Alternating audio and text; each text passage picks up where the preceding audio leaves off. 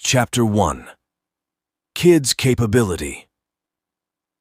There was little kid who used to study in 5th grade. Everyone in his class thought that he was one of dumbest kid in his class. His grades were so less that he himself thought same. His report card showed his poor progress in his class, but that didn't bother him.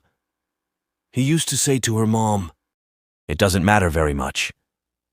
His mother knew that her boy was not reaching his full potential at school, so she set 3 rules for him to follow.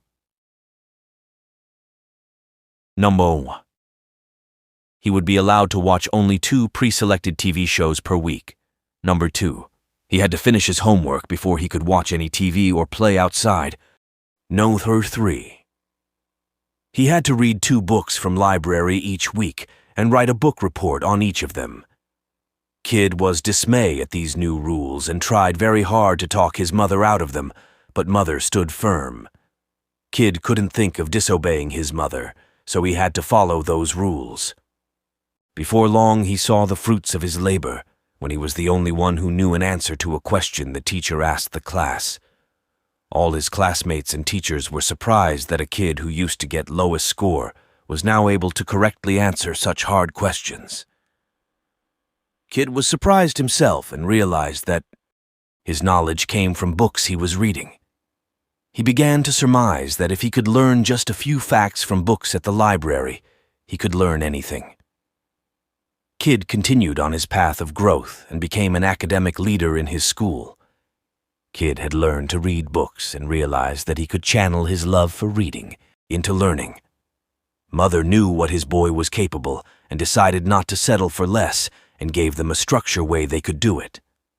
Boy, who was thought to be dumbest kid of class in 5th grade, became a world-famous surgeon. That boy is Benjamin Carson, who is now a famous and renowned neurosurgeon, author, and politician. Moral: everyone has capability. One just need to believe in it and follow a disciplined way to utilize that capability fully. Chapter 2. Creative Thinking.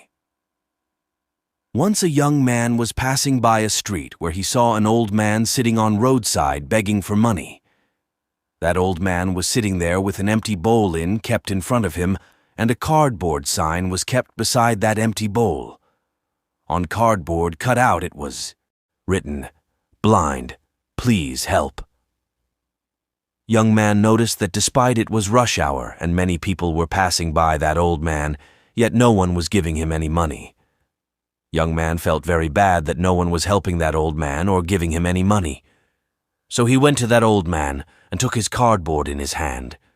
He then took out a thick marker pen out of his pocket and turned the cardboard sheet back to front and rewrote the sign, then went on her way. Old man noticed that someone was there writing something on the board but didn't said anything.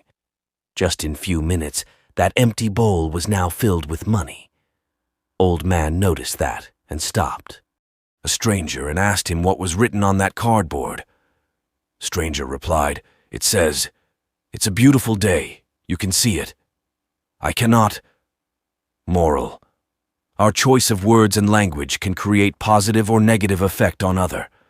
If we chose right words, then we can truly connect with people and change their views. Story 2. Unusual Test. Once a philosophy professor gave an unusual test to his class. He lifted his chair up and kept it on his table. Now he turned toward board and wrote, "Prove that this chair does not exist." Whole class was surprised and confused, yet all students started writing long, complex explanations. Among all, there was one student who completed that test in a minute and handed paper to professor, attracting surprised glances from his classmates and the professor. Some days later, class received their grades for the test, and student who took just a minute to complete the test was announced the best answer. His answer was, "What chair?"